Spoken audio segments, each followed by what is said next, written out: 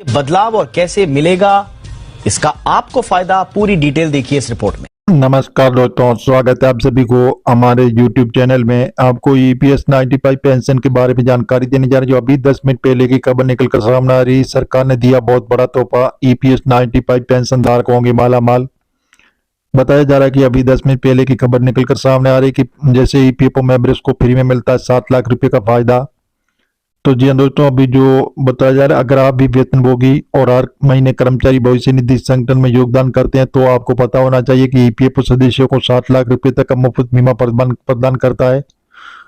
तो इसके बारे में विस्तार पूर्वक आपको जानकारी बताने जा रहे हैं। जो EPFO मेंबर्स में फ्री में मिलता है 7 लाख रुपए का फायदा। तो आप बने रहे हमारे वीडियो में अंत तक, आपको स्टेप बाय स्टेप आज की ताजा जानकारी मिलेगी। EPFO में इस बीमा योजना को कर्मचारी जमा लिखित बीमा EDLI के नाम से जाना जाता है। ये योजना कर्मचारी के परिवार की वित्तीय सुरक्षा प्रदान करने के लिए चलाई जाती है। अगर किसी कारण से EPFO सदस्य की मृत्यु हो जाती है तो उसका उत्तराधिकारी या नामित व्यक्ति इस बीमा राशि के लिए दावा कर सकता है। हालांकि 7 लाख रुपए की दावा राशि सभी को नहीं दी जाती है। इसकी गणना एक फॉर्मूले के जरिए की जाती है। ये जानिए EDLI से जुड़े कुछ नियम और दावा राशि निर्धारित करने का फॉर्मूला। तो जी हाँ दोस्तों, जैसे कर्मचारी को नहीं देने पड़ता है प्रीमियम। ये बीमा कवर किसी भी निजी कंपनी में काम करने वाले कर्मचारियों के लिए बिल्कुल मुफ्त है। इस योजना के लिए कंपनी की ओर से योगदान दिया जाता है, जो कर्मचारी के मूल वेतन और महंगाई भत्ते का 0.50% होता है। और आमतौर पर लोगों को PF के पैसे और पेंशन की स्कीम के बारे में तो जानते हैं, लेकिन EDLI स्कीम के बारे में नहीं जानते हैं। EPFO मेंबर्स में फ्री में मिलता है 7 लाख रुपए का फायदा। अधिकतम 7 लाख रुपए तक का मुफ्त बीमा देने वाली इस योजना में क्लेम राशि की गणना एक निश्चित फॉर्मूले के तहत तय होती है और बीमा राशि पिछले 12 महीनों के मूल वेतन और DA पर निर्भर करती है। बीमा कवर का क्लेम पिछले मूल वेतन प्लस DA और 35 गुना होता है। इसके साथ ही दावेदार को 1,75,000 रुपए तक का बोनस राशि भी दी जाती है। उदाहरण के लिए, अगर किसी कर्मचारी का पिछले 12 महीनों का मूल वेतन प्लस DA 15,000 रुपये, तो बीमा राशि क्लेम राशि 35 × 15,000 1,75,000 रुपये और 7 लाख रुपये होगी। अगर किसी EPF सब्सक्राइबर की असमय मृत्यु हो जाती है तो उसकी नॉमिनी या कानूनी उत्तराधिकारी बीमा कवर के लिए क्लेम कर सकता है। इसके लिए नॉमिनी की उम्र कम से कम 18 साल से होनी चाहिए। इससे कम होने पर अभिभावक अपने उसकी क्लेम नहीं कर सकता है।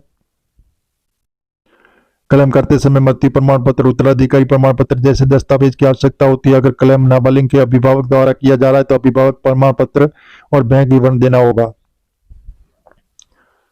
तो जी हाँ दोस्तों, हम आपको EPS 95 पेंशन के बारे में जानकारी देने जा रहे हैं, जो अभी 10 मिनट पहले की खबर निकलकर सामने आ रही है कि सरकार ने दिया बहुत बड़ा तोहफा।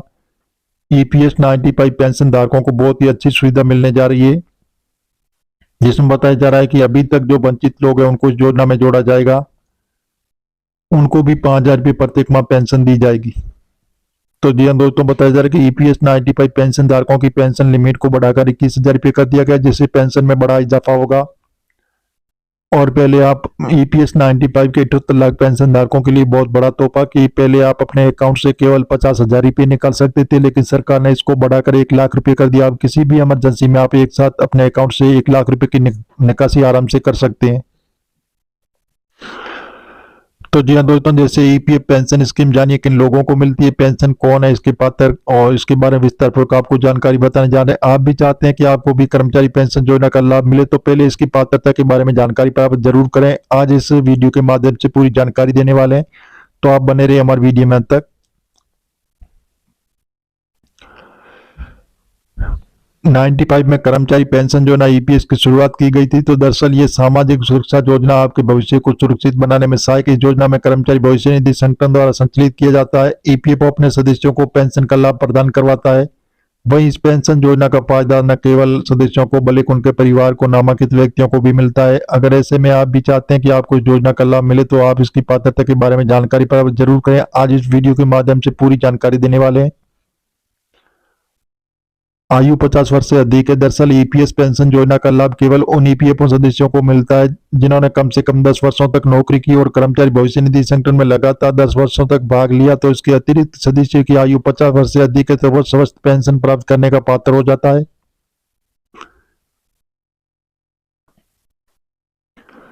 इस प्रकार का पेंशन, जी हाँ दोस्तों, जैसे इस प्रकार पेंशन की गणना की जाती है। आप ईपीएफओ सदस्य और ईपीएस योजना के तहत अपनी पेंशन की गणना करना चाहते हैं तो ये कार्य आप आसानी से कर सकते हैं। दरअसल पेंशन राशि की दो मुख्य बातों पर निर्भर करती है। पहला, आपने कितने समय तक पेंशन योजना में योगदान दिया, और दूसरा, सेवानिवृत्ति से पहले 60 महीनों की आपकी औसत वेतन कितनी थी। तो जानिए कैसे चेक करें। सबसे पहले ईपीएफ की आधिकारिक वेबसाइट ईपीएफ गोइंग इन पर जाएं और ऑनलाइन सेवाओं के विकल्प को चुनें और ईडीएलआई पेंशन कैलकुलेट के विकल्प का चयन करें। इस विकल्प को चुनने से पहले कैलकुलेट का उपयोग की विधि को समझें और इसके बाद ईडीएलआई पेंशन कैलकुलेट की जैसे मांगी गई सभी जानकारी दर्ज करके पेंशन राशि की गणना करें। तो जी हाँ दोस्तों, इस प्रकार जो ईपीएस 95 के जो भी पेंशन धारक है उनके लिए बहुत बड़ी खुशखबरी आ रही है कि सरकार देने जा रही है बहुत बड़ा लाभ। इसी प्रकार कर्मचारी पेंशन जो ना 95 के सेवानिवृत्त कोष ने कहा कर्मचारी भविष्य निधि संगठन ईपीएफओ की तरफ से संचालित की जाती है। उसके तहत जैसे 6 करोड़ से अधिक और अंशधारक और 78 लाख पेंशन भोगी लाभार्थी भी आते हैं। तो इसके बारे में विस्तार पूर्वक आपको जानकारी बताने जा रहे हैं। जो अभी 10 मिनट पहले की खबर में बताया जा रहा है, सरकार एक बहुत ही बड़ा तोहफा देने जा रही है। ईपीएस 95 पेंशन धारक होंगे मालामाल।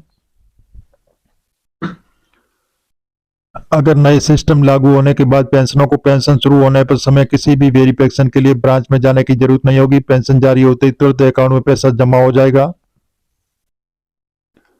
प्राइवेट सेक्टर के कर्मचारियों के लिए एक अच्छी खबर है। रिटायरमेंट के बाद उन्हें पेंशन की स्कीम से पेंशन पाना काफी आसान हो जाएगा, क्योंकि कर्मचारी भविष्य निधि संगठन ईपीएफओ की पेंशन योजना के दायरे में आने वाले पेंशन से अगले साल से किसी भी बैंक उसकी ब्रांच से अपनी पेंशन ले सकेंगे और सरकार ने इस नए बदलाव को मंजूरी दे दी। ये बदलाव 1 जनवरी 2025 से लागू होगा। बता दें कि केंद्र सरकार ने सैटेलाइज्ड पेंशन पेमेंट सिस्टम से कर्मचारी पेंशन योजना ईपीएस 95 को लेकर एक प्रस्ताव मिला था। ये प्रस्ताव किसी भी बैंक किसी ब्रांच से पेंशन निकालने का सिस्टम लागू करने के बारे में इस प्रस्ताव से सरकार ने मंजूरी दे दी। ये प्रस्ताव नया सिस्टम ईपीएस पेंशन भोगियों को 1 जनवरी 2025 से जैसे भारत में किसी भी बैंक ब्रांच में अपनी पेंशन निकालने में सहायक होगा। प्राइवेट सेक्टर के कर्मचारियों के लिए बड़ा बदलाव है जिन्हें काफी आसानी होगी। तो जी हाँ दोस्तों, जैसे 78 लाख से ज्यादा पेंशनों को होगा लाभ। अगले साल से लागू होने वाले नए सिस्टम से ईपीएफओ के 78 लाख से ज्यादा ईपीएस पेंशन भोगियों को फायदा मिलने की उम्मीद है। श्रम मंत्री डॉक्टर मनसुख मांडविया ने कहा है कि सैटेलाइज्ड पेंशन पेमेंट सिस्टम की मंजूरी कर्मचारी भविष्य निधि संगठन ईपीएफओ के आधुनिकीकरण की दिशा में एक मील का पत्थर है और नया सिस्टम लागू होने के बाद पेंशनों को पेंशन शुरू होने से किसी भी वेरिफिकेशन के लिए ब्रांच जाने की जरूरत नहीं होगी। पेंशन जारी होते ही तुरंत अकाउंट में पैसा जमा हो जाएगा। ईपीएफओ को उम्मीद है कि नया सिस्टम लागू होने के बाद पेंशन डिस्ट्रीब्यूशन की कॉस्ट में कमी आएगी।